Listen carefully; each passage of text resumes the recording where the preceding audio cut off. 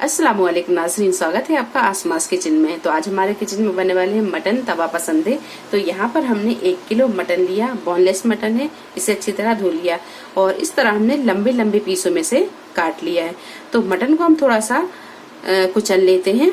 तो यहाँ हमने एक लकड़ी का मटन काटने वाला गिट्टा ले लिया है और इसके ऊपर ये मटन के पीस बिछा दिए हैं और एक बट्टा लेंगे और इसे हल्के हाथों से इस तरह हम मारेंगे।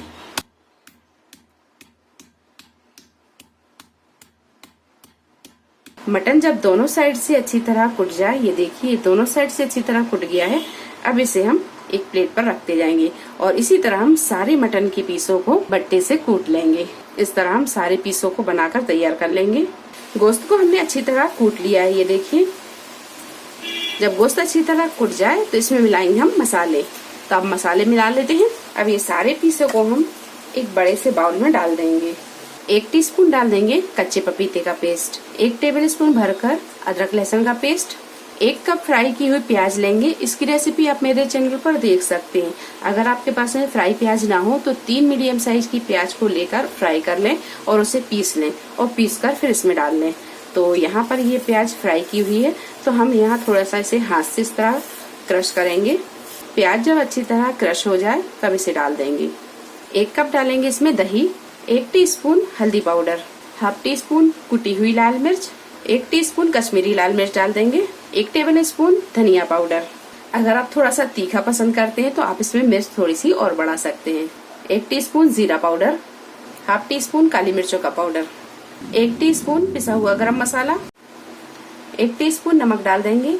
नमक अपने टेस्ट के हिसाब से भी डाल सकते हैं। 2 टेबलस्पून डालेंगे चने का आटा यानी बेसन, ये बाइंडिंग के लिए डालेंगे। सारी चीजों को अच्छी तरह मिक्स कर लेंगे। सारी चीजें अच्छी तरह मिक्स हो जाएं तो अब रख देंगे हम इसे 2 से 3 घंटे के लिए। 3 घंटे मेरिनेट करने के बाद में आप फ्राई कर लेते हैं मटन। तो एक तवे पर हमने 1 बड़ा चम्मच तेल को डालकर इस तरह फैला दिया है, ये देखिए। अब इस तरह ये मटन के पीस को उठाएंगे और इस तरह रखते जाएंगे। थोड़ा सा तेल हम और डाल देंगे, इस तरह चारों तरफ डाल देंगे। गैस को हमने यहाँ बिल्कुल मध्य रखा और मध्य फ्लेम पर हमने इसे 10 से 12 मिनट अच्छी तरह फ्राई किया। अब हम इसे पलट देंगे।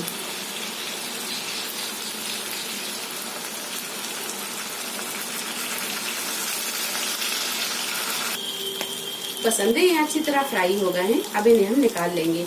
तो पसंदों को हम यहाँ इस तरह पलट कर फ्राई कर रहे थे और पूरे 20 से 25 मिनट लगे। ये पसंदे अच्छी तरह फ्राई हो गए हैं, ये देखिए। अब इन्हें हम निकाल लेंगे।